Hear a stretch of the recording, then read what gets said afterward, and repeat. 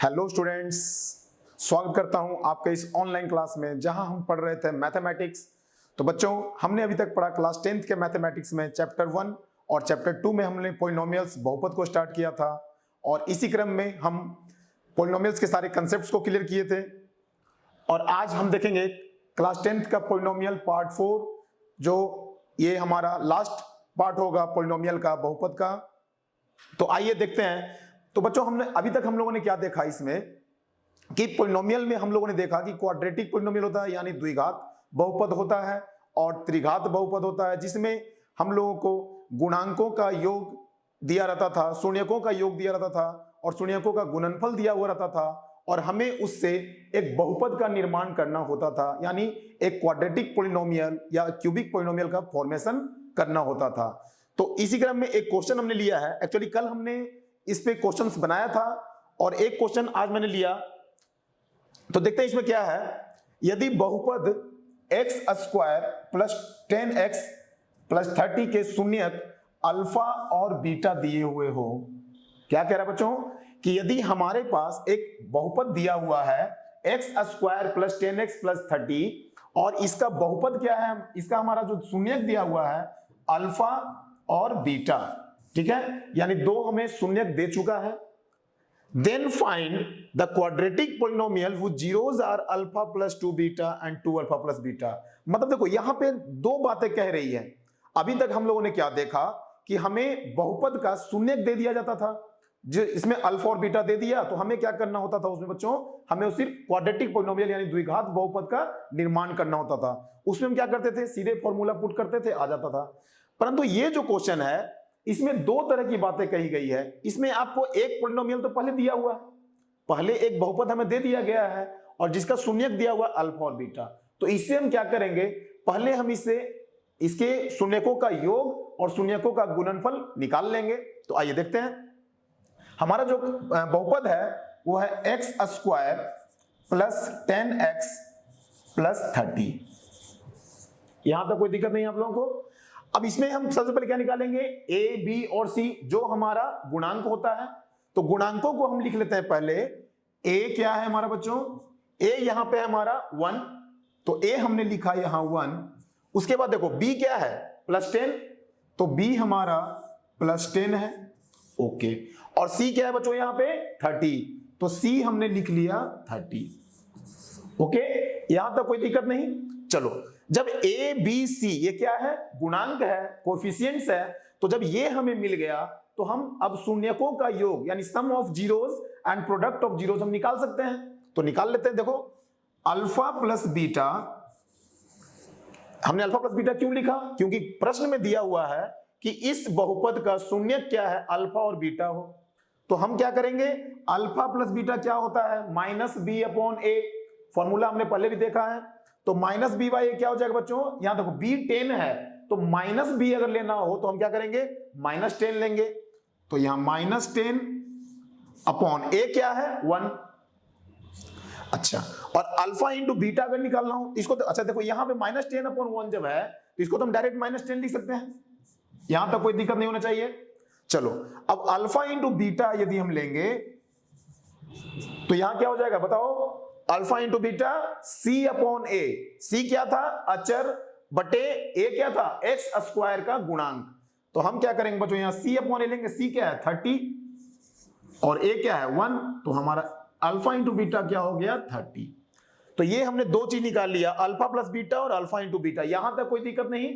चलो, अब आगे क्या कह रहा है कि अब एक ऐसा द्विघात बहुपद का हमें निर्माण करना है, ज्ञात करना है, जिसके शून्यक अल्फा प्लस 2 बीटा और 2 अल्फा प्लस बीटा दिए हुए हों, ठीक है। तो देखो सबसे पहले अगर ये शून्यक दिया हुआ है तो हम इसका भी क्या kरेंगे, शून्यकों का योग निकालेंगे और शून्यकों का गुणनफल निकालेंगे। तो आइए देखते हैं। तो लिखेंगे शून्यकों का योग,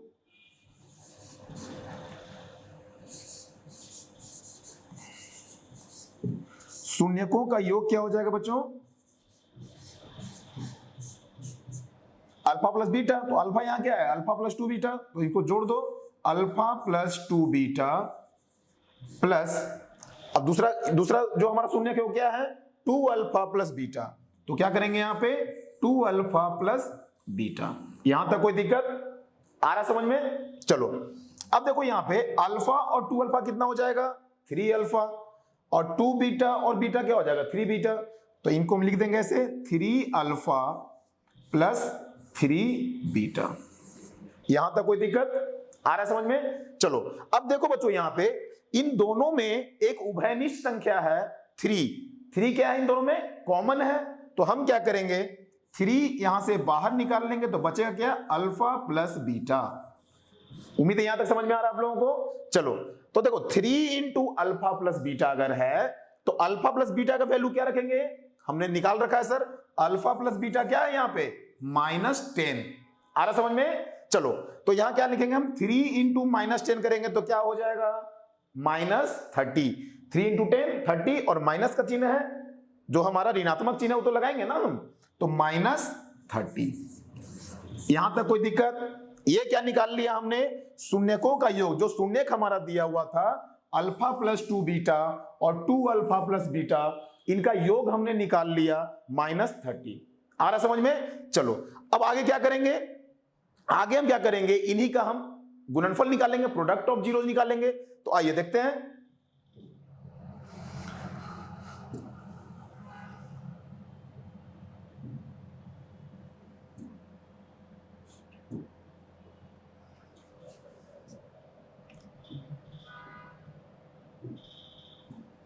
देखो तो अब क्या करेंगे? जो हमें शून्यक दिया हुआ था अल्फा प्लस 2 बीटा और 2 अल्फा प्लस बीटा, अब क्या उसका निकालेंगे? शून्यकों का गुणनफल यानी प्रोडक्ट ऑफ जीरोज। ठीक है, तो चलिए लिखते हैं यहां पे शून्यकों का गुणनफल।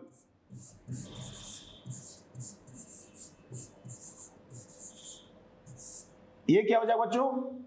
अल्फा इंटू बीटा करते हैं तो अल्फा इंटू बीटा यहां पे क्या है? अल्फा प्लस 2 बीटा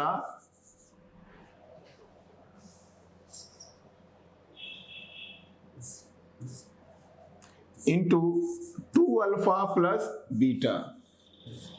अब इनको क्या करेंगे? हम मल्टीप्लाई करेंगे, गुना करेंगे दोनों को, तो क्या हो जाएगा? देखो अच्छा, गुना करने का नियम क्या होता है? यदि हम अल्फा से गुना कर रहे हैं तो इन दोनों में गुना करेंगे। ठीक है, तो अल्फा लिए ऐसे इंटू 2 अल्फा प्लस बीटा कर देंगे। फिर जब 2 बीटा से गुना करेंगे तो इससे भी इन दोनों में गुना करेंगे। तो आ जाओ करते हैं 2 beta into 2 alpha plus beta. उम्मीद है यहां तक आपको समझ में आ रहा है? कुछ नहीं है, सिर्फ हमने क्या किया? दोनों को गुना कर दिया। एक अल्फा उठाया, अल्फा से फिर इन दोनों को गुना करेंगे, और 2 बीटा उठाया, इससे गुना किया। ये कौन सी प्रॉपर्टी के थ्रू कर रहे हैं? हमने पहले ही बताया आपको, बंटन का नियम। बंटन का नियम बताया था कि मल्टीप्लीकेशन जब करते हैं और दो संख्या एडिशन में होता है, योग होता है, तो उनको जब गुना करने का नियम है तो किस विधि के द्वारा? बंटन का नियम यानी डिस्ट्रीब्यूटिव प्रॉपर्टी जिसे बोलते हैं हम। ठीक है, यानी डिस्ट्रीब्यूटिव प्रॉपर्टी हमने यहां लगाया मल्टीप्लीकेशन का, बंटन का नियम। तो अब देखो यहां क्या करेंगे? अल्फा इंटू 2 अल्फा क्या हो जाएगा बच्चों? 2 अल्फा स्क्वायर। यहां तक कोई दिक्कत? अल्फा इंटू बीटा क्या हो जाएगा? अल्फा इंटू बीटा ही रह जाएगा। फिर देखो दूसरे 2 बीटा इंटू 2 अल्फा, तो 2 इंटू 2 करेंगे तो क्या हो जाएगा? 4। तो यहां लिखेंगे 4, और फिर अल्फा इंटू बीटा क्या हो जाएगा? 4 अल्फा बीटा। अब देखो 2 बीटा इंटू बीटा क्या हो जाएगा? 2 बीटा का स्क्वायर, तो यहां कर दो 2 बीटा स्क्वायर। यहां तक कोई दिक्कत? अब देखो 2 अल्फा स्क्वायर और 2 बीटा स्क्वायर, इन दोनों को एक साथ ले लेते हैं।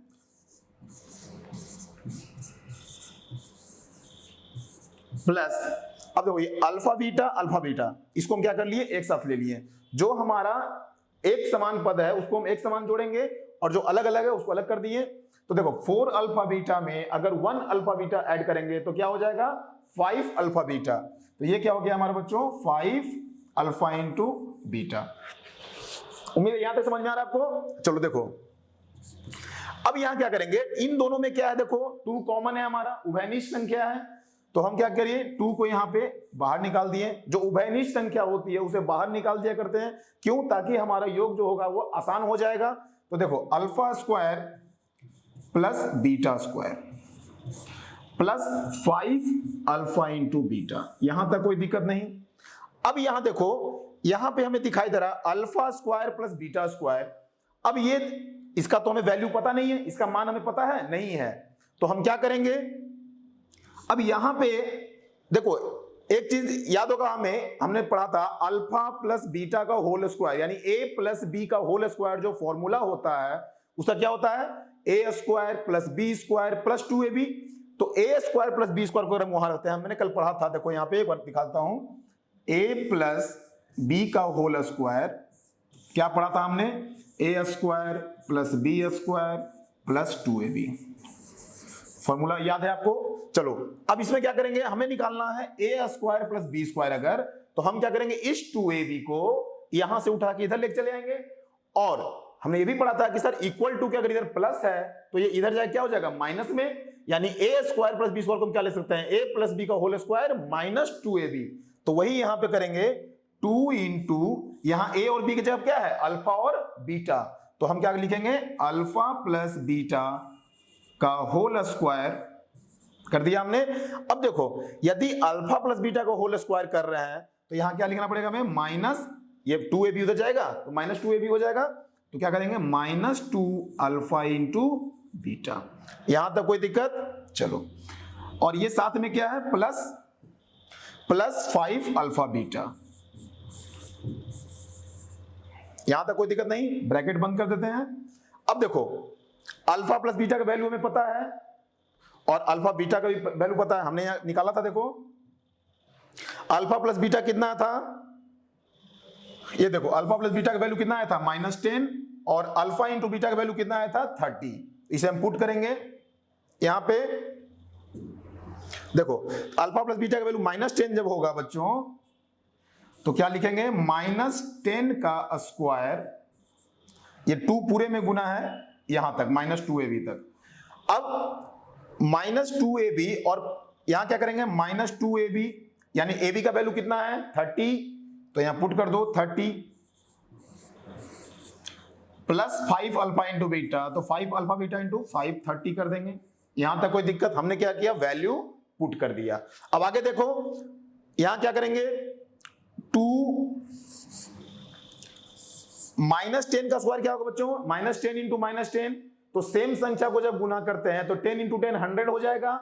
और यदि सेम चिन्ह है तो हमने डिस्कस किया था कि अगर सेम चिन्ह होगा तो साइन क्या होता है, प्लस मल्टीप्लाई करने पे, और यदि विपरीत चिन्ह होगा तो साइन क्या हो जाता है, माइनस का। ओके, तो चलो यहां क्या करेंगे हम लोग, -10 का जो स्क्वायर होगा तो क्या हो जाएगा, 100, तो यहां क्या करेंगे हम लोग 100। फिर देखो 32 जा 60, और यहां पे क्या है, प्लस 35 जा 150। उम्मीद है यहां तक आप लोगों को समझ में आ रहा होगा, 35 जा 150। तो अब देखो 2 इंटू 100 में 60 गया, कितना बचेगा, 40 प्लस 150। अब देखो 240 जा 80,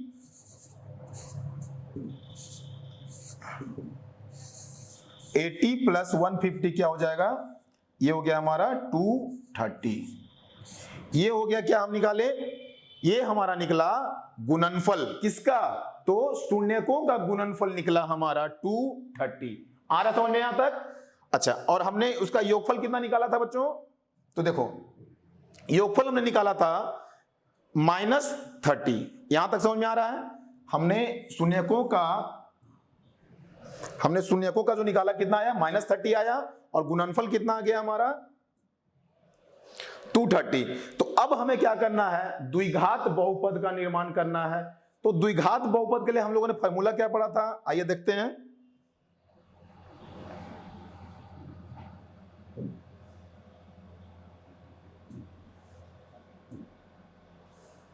देखिए फॉर्मूला हमने क्या पढ़ा था, x square minus alpha plus beta into x plus alpha into beta, ये था हमारा द्विघात बहुपद। यहां तक कोई दिक्कत नहीं।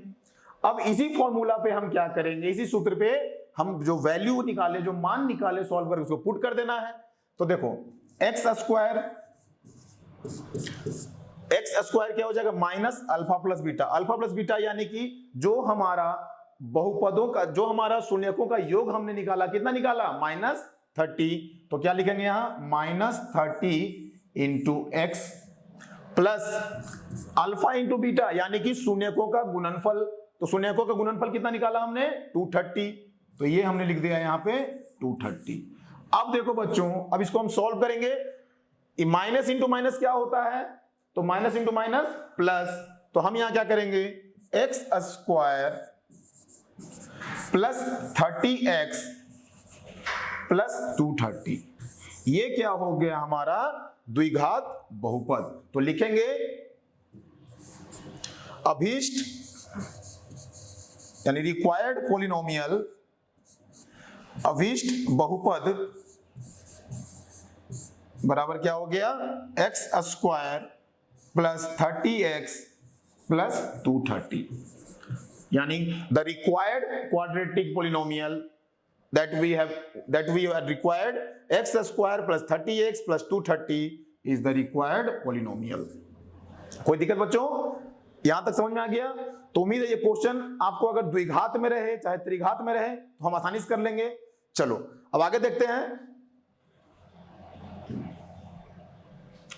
अगला है हमारा डिवीजन एल्गोरिथम फॉर पॉलिनोमियल्स।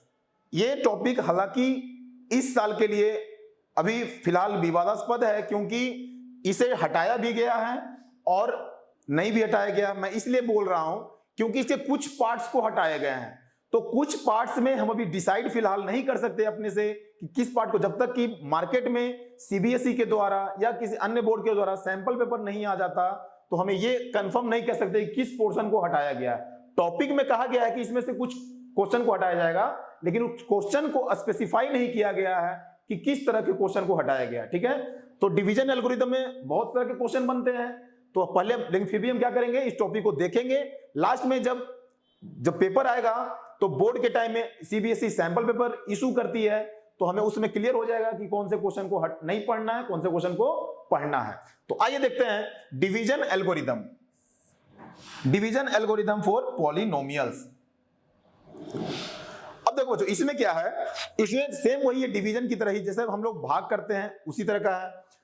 इसका यूज हम लोगों ने Euclid division lemma first chapter में भी पढ़ा था, और यहां भी वही चीज है। मान लेते हैं यदि px और gx कोई दो बहुपद हैं। कितने बहुपद हैं, दो बहुपद है px और gx। ठीक है, उसके बाद क्या कह रहा है, जहां gx 0 के बराबर नहीं होना चाहिए, जहां gx 0 के बराबर नहीं होना चाहिए, तो हम ऐसे दो बहुपद qx और rx प्राप्त कर सकते हैं कि px बराबर gx into qx plus rx।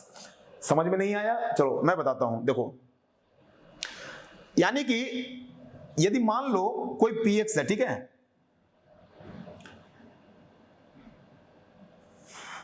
ये हम gx एक कोई हमारा संख्या है,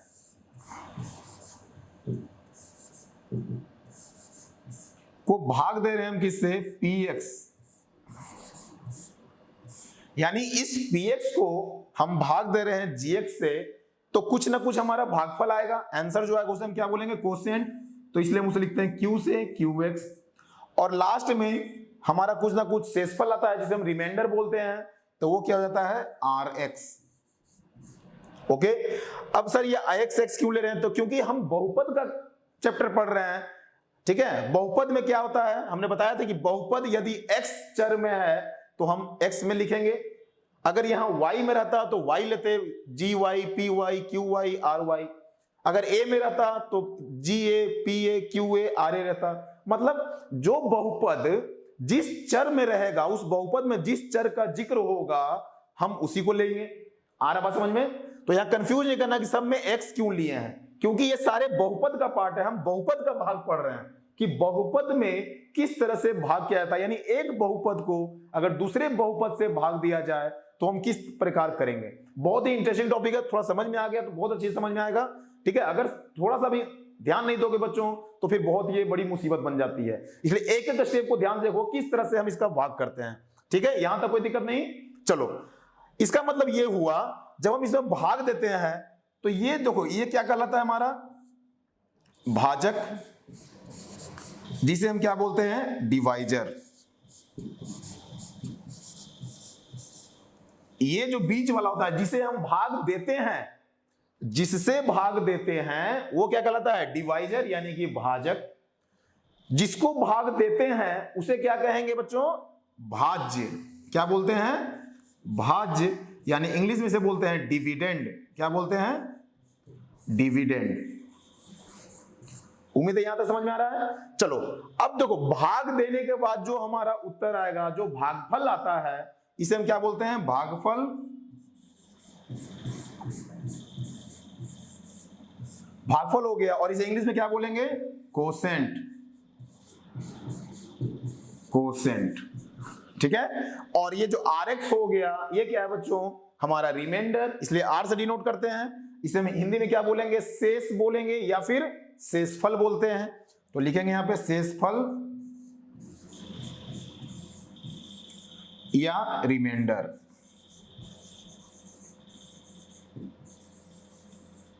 यहां तक कोई दिक्कत बच्चों? तो ये हो गया हमारा भाग के सारे टर्म्स को हमने लिख दिया, जो भी पद होते हैं। जैसे टर्म्स को जैसे ये लिख, जिससे हम भाग देते हैं उसे क्या बोलते हैं? भाजक यानी डिवाइजर। जिसको भाग दे रहे हैं वो भाज्य कहलाता है, यानी डिविडेंड। और जो भागफल आता है वो क्या कहलाता है? कोसेंट। और जो हमारा शेषफल बच गया वो क्या कहलाता है? रिमाइंडर। यहां तक कोई दिक्कत नहीं बच्चों? चलो अब आगे देखते हैं। तो इसमें हम क्या लिखेंगे, इसके लिए जो हमारा बनता है।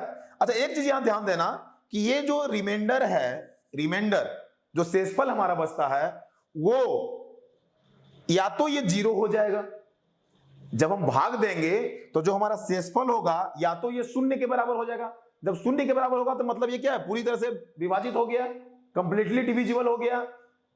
नहीं तो अगर हमारा कुछ शेषफल बचता है जो कि नॉन जीरो नंबर है, ठीक है, यानी कि शून्येतर संख्या है जो कि नॉन जीरो होता है, तो उसका जो घात होगा, जो पावर होगा, वो ध्यान रखना वो हमेशा इससे छोटा होता है। यानी रिमाइंडर का जो भी बहुपद के रूप में आएगा, उसका जो घात होगा वो इस बहुपद के घात से क्या होता है? हमेशा छोटा होता है। और इसके लिए हम एक चीज लिखते हैं, क्या? देखो,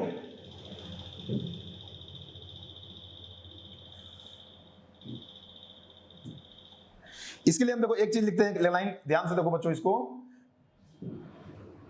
भाज्य बराबर भाजक गुने भागफल प्लस शेषफल, या शेष को, ठीक है। इसको हम इंग्लिश में कैसे लिखेंगे बच्चों? डिविडेंड बराबर डिवाइजर इंटू कोसेंट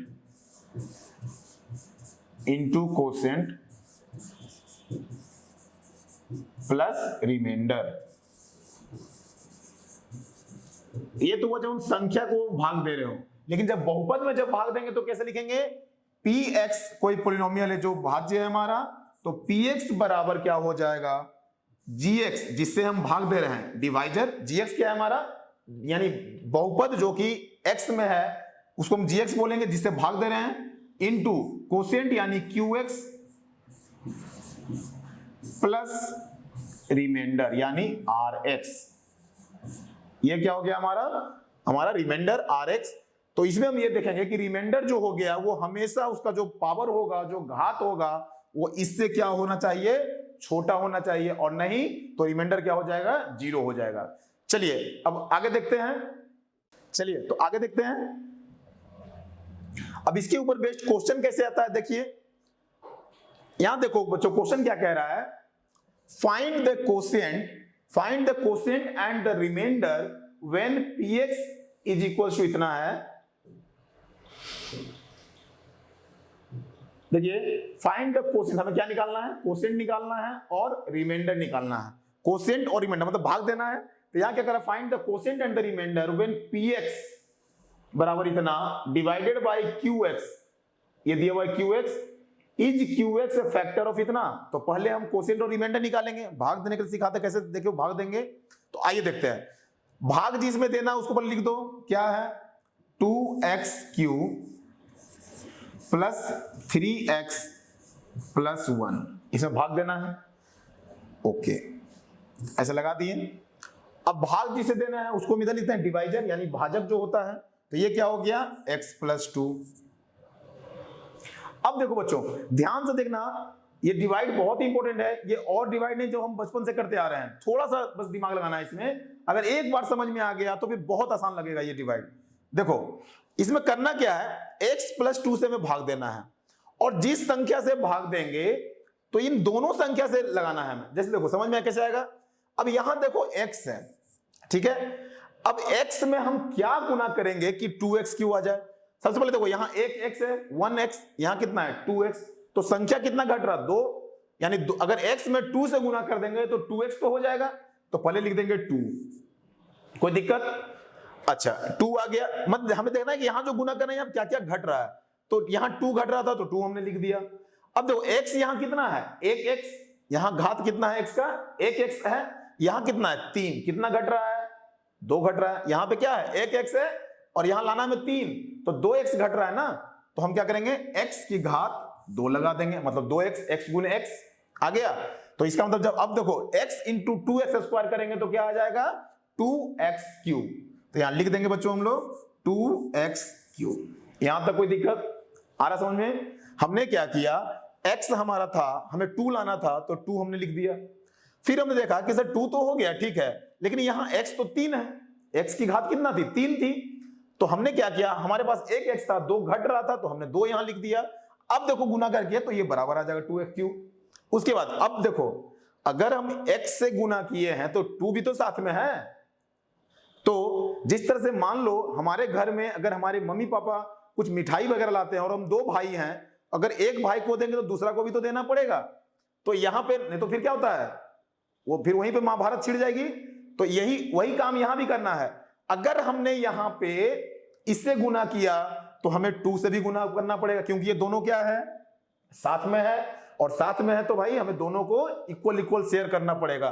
तो अगर ये इससे हम इसको गुना किए हैं तो ये बोलेगा भाई मुझे भी गुना होना है इससे, तो इससे भी गुना कर दो।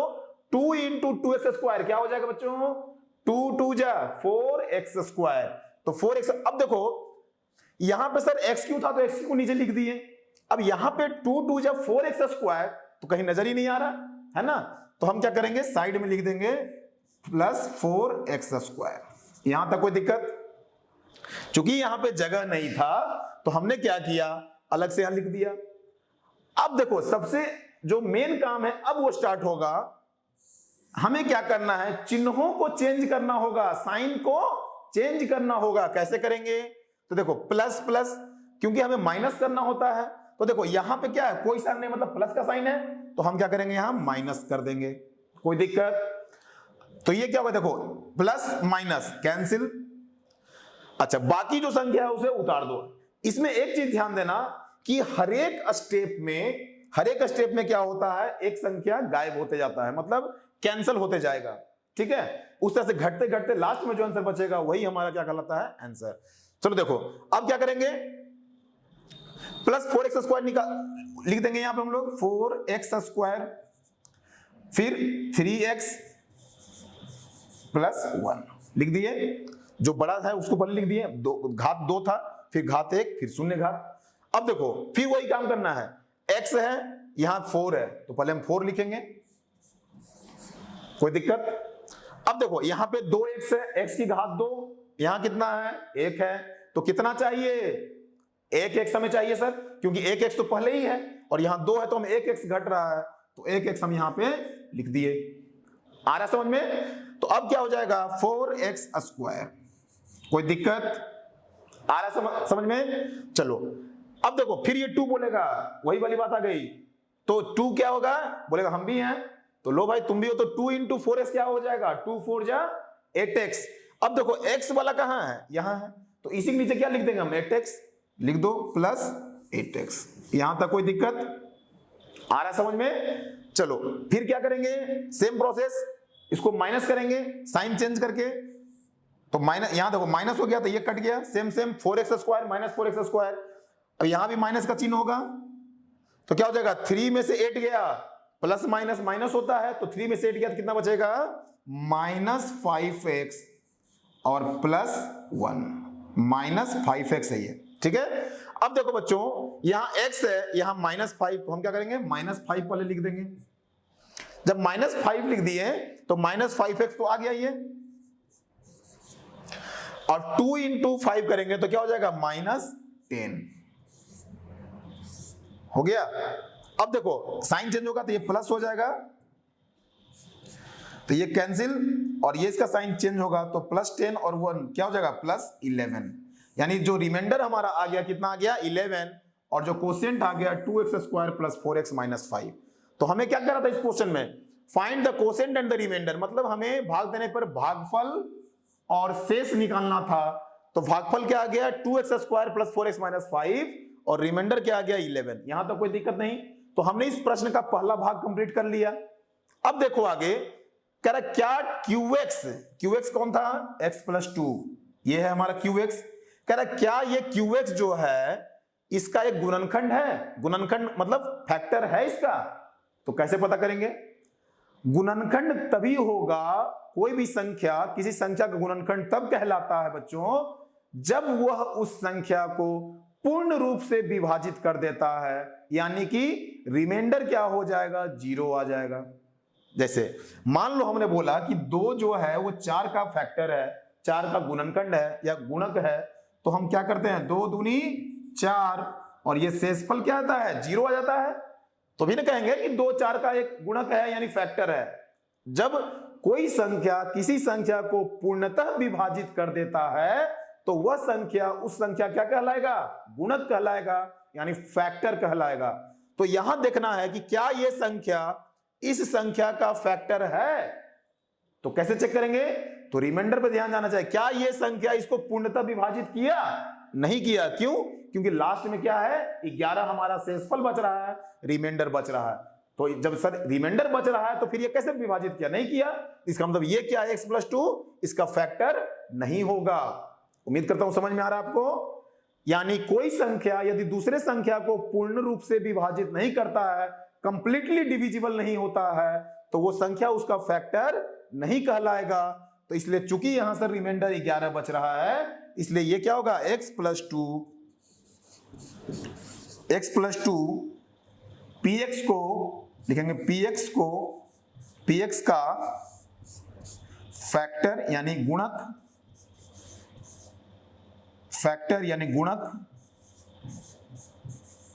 नहीं है। Since QX is not completely dividing the PX, therefore QX is not a factor of PX. Okay, आ रहा है समझ में आप लोगों को। चलो यहां तक कोई दिक्कत, उम्मीद करता हूं आपको भाग देने के लिए समझ में आ गया होगा। चलो एक और क्वेश्चन लेते हैं। Find the quotient QX and the remainder RX when PX is divided by GX। देखो फिर वही क्वेश्चन है, हमें क्या निकालना है, कोसेंट एंड रिमाइंडर। हमें क्या करना है, कोसेंट निकालना और रिमाइंडर निकालना है, यानी कि भागफल निकालना है और शेषफल निकालना है। जब PX को हम डिवाइड करेंगे GX से, PX क्या है हमारा, देखो यानी x³ - 3x² + 4x + 2, जब इसको हम डिवाइड करेंगे बच्चों GX से यानी x - 1 से, तो अब थोड़ा तेजी से करेंगे, समझ में आ गया होगा। चलो देखो यहाँ x से गुना करेंगे, यहाँ कितना है 1, तो 1 तो लिखा नहीं जाता है। अब यहाँ देखो x³ 3x है, यहाँ कितना x, तो 2 घट रहा है, तो क्या करेंगे 2 लिख देंगे, x⁻²। कोई दिक्कत, तो ये क्या हो गया हमारा x³। आ रहा बच्चों समझ में। चलो अब देखो फिर वही महाभारत वाली स्थिति आ गई, अगर इससे गुना किए हैं x² में तो -1 में भी करना पड़ेगा ना। तो -1 × x² क्या हो जाएगा, -x²। तो हम क्या करेंगे, यहां लिखेंगे -x²। आ रहा समझ में। चलो अब देखो बच्चों क्या करेंगे, जब हमने भाग करके लिख दिया तो अब हम क्या करेंगे, साइन को चेंज करेंगे। अब साइन को चेंज करने के लिए क्या करते हैं हम, अगर यहां प्लस है तो माइनस कर देते हैं, माइनस है तो प्लस का, यहां माइनस है, ये माइनस का चिन्ह है तो यहां प्लस कर देंगे, यहां प्लस का चिन्ह है तो माइनस कर देंगे। आ रहा समझ में। उल्टा साइन लिख देना है, ये नहीं कि हमेशा माइनस ही लिखना है, नहीं, अगर नीचे में माइनस का चिन्ह है तो प्लस लिखेंगे और प्लस का चिन्ह है तो माइनस का चिन्ह लिखेंगे। आ रहा समझ में।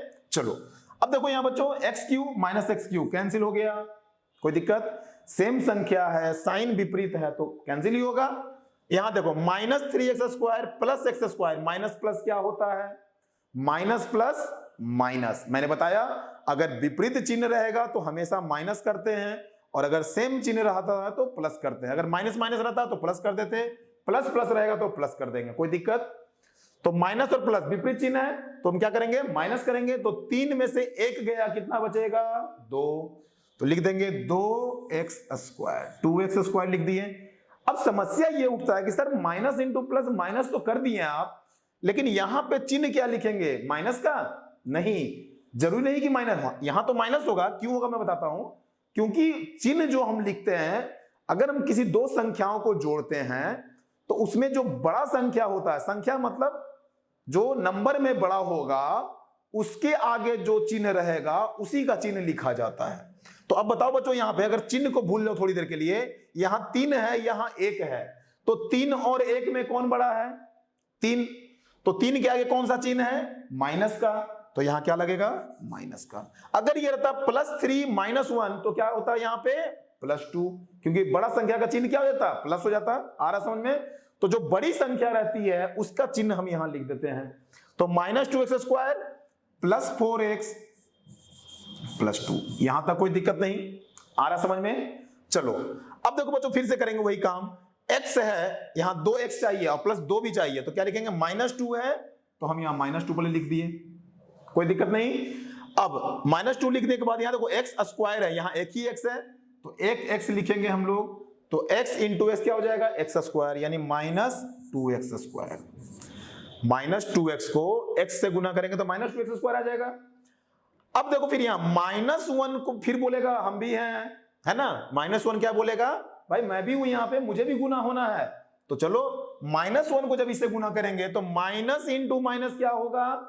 प्लस, और 2x इंटू 1 क्या हो जाएगा? 2x, यानी +2x। तो देखो x कहां है? तो +2x। यहां तक कोई दिक्कत? आ रहा समझ में? तो देखो अब क्या करेंगे? साइन को चेंज करेंगे। माइनस साइन है तो क्या होगा? प्लस, और प्लस साइन है तो क्या हो जाएगा? माइनस। तो यहां प्लस कर दिए और यहां माइनस कर दिए। अब देखो माइनस प्लस सेम कट गया। +4x -2x, प्लस माइनस क्या होगा? अभी मैंने बताया साइन डिफरेंट, तो क्या करेंगे? माइनस करेंगे। तो +4 में से 2 गया तो कितना बचेगा? 2x², sorry 2x। लेकिन इसके आगे साइन कौन सा लगाएंगे? बड़ी वाली संख्या का। बड़ी संख्या कौन है? 2 है कि 4 है? 4 के आगे क्या है? प्लस, तो यहां +2, तो प्लस लिखने की जरूरत नहीं है। और ये हो गया +2, यहां तक कोई दिक्कत? अब देखो यहां x -1 है, अब यहां में 2 लाना है पहले, तो लो 2 लिख देते हैं पहले। तो 2 इंटू x, 2x, यहां तक कोई दिक्कत नहीं। -1 इंटू 2 करेंगे क्या हो जाएगा? -2। साइन चेंज करो, माइनस, माइनस है तो प्लस। साइन हमेशा उल्टा लिखना है, प्लस यहां पे है तो माइनस करेंगे, यहां माइनस है तो प्लस करेंगे, कोई दिक्कत? ये दोनों कैंसिल हो गया। यहां देखो +2 क्या हो जाएगा बच्चों? 4, यानी रिमाइंडर क्या आ गया हमारा? यानी शेषफल क्या आ गया? 4 आ गया, कोई दिक्कत? आ रहा समझ में? तो देखो ये हो गया हमारा कोसेंट यानी भागफल, और ये हो गया हमारा रिमाइंडर यानी शेषफल। हमें यही निकालना था। आ रहा समझ में? तो लिख देंगे कि भागफल के, ये हो गया हमारा भागफल यानी कोसेंट, और ये हो गया हमारा शेषफल यानी रिमाइंडर, कोई दिक्कत? चलो आगे देखते हैं। आगे भी फिर उसी तरह x4 + 1 को डिवाइड देना है x + 1 से। तो देखो x + 1 से हम भाग देंगे किसको? x4 + 1 को। आ रहा समझ बच्चों? अब देखो x है, हमें x4 लाना है, तो 1 यहां है, यहां 4 लाना है, कितना घट रहा है?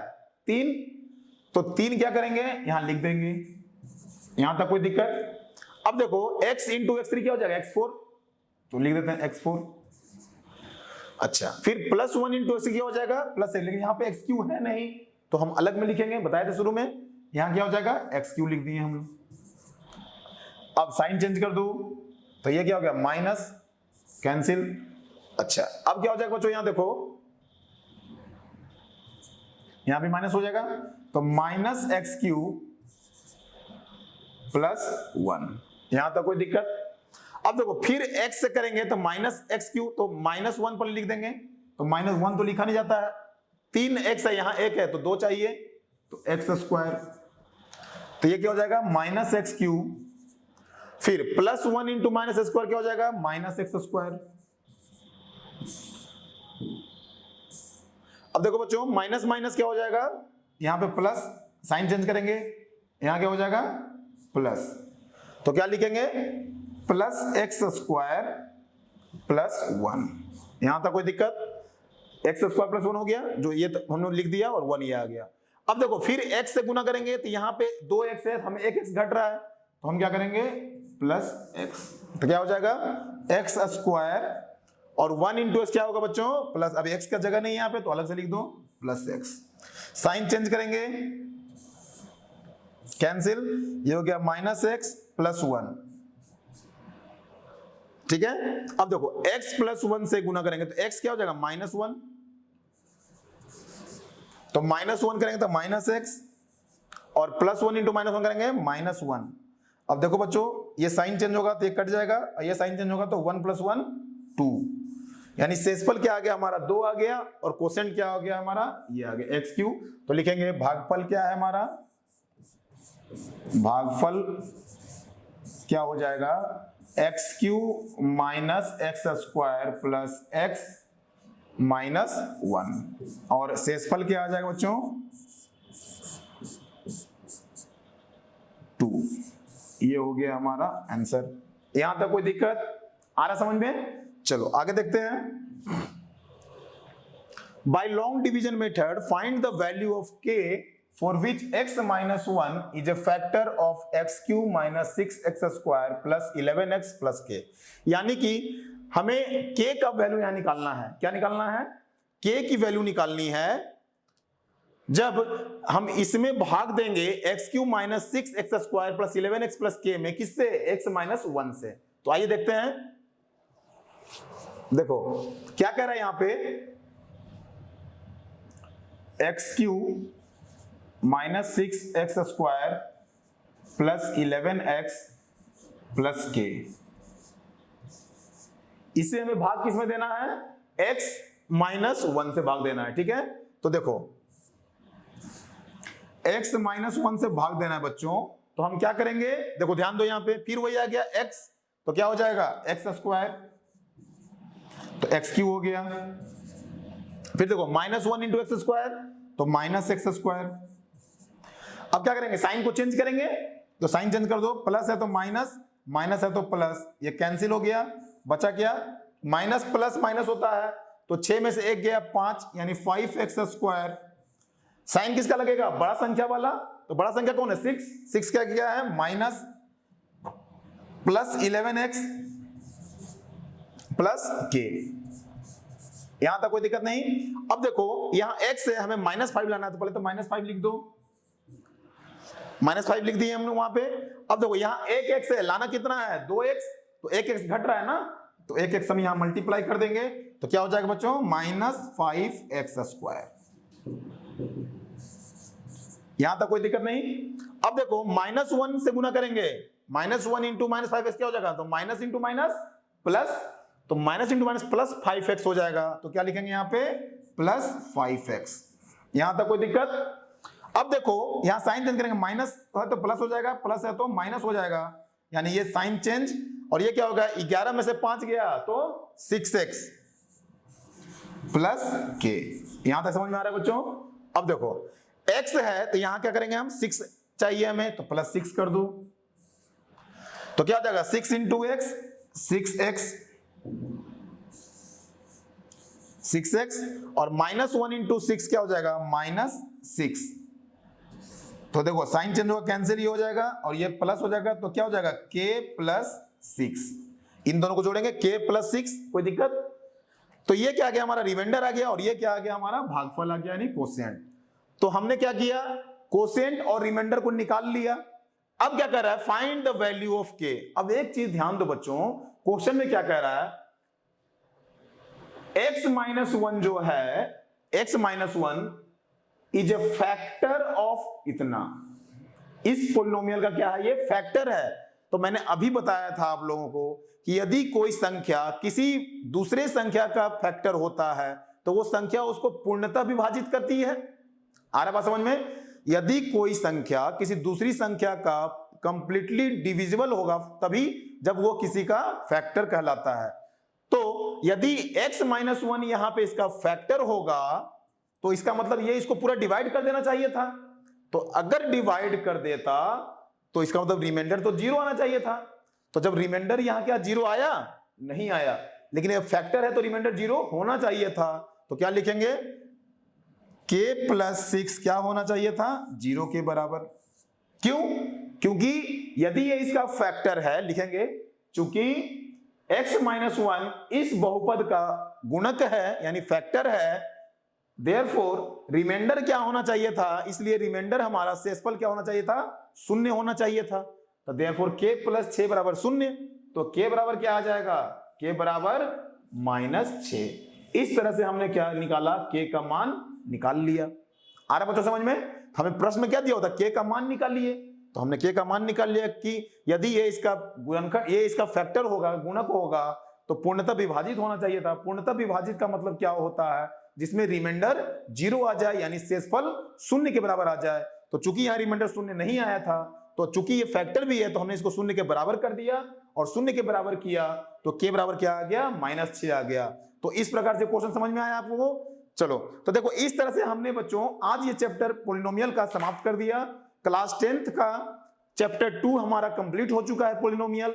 अब आगे हम लोग स्टार्ट करेंगे लीनियर इक्वेशन इन 2 वेरिएबल यानी 2 चर वाले रैखिक समीकरण। ठीक है बच्चों?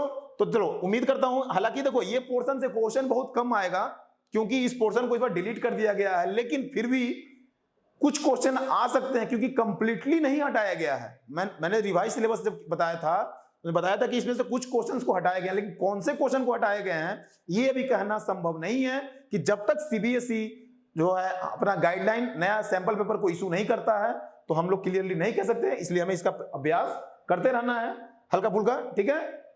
तो चलिए उम्मीद करता हूं आपको ये पॉलिनोमियल यानी बहुपद चैप्टर अच्छी तरह से समझ में आ गया होगा। आप इसके क्वेश्चंस को, प्रश्नों को अलग अलग किताबों से आप बनाइए।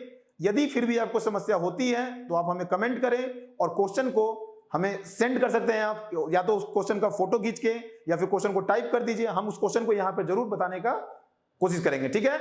तो चलिए आज क्लास यही समाप्त होता है बच्चों। Thank you.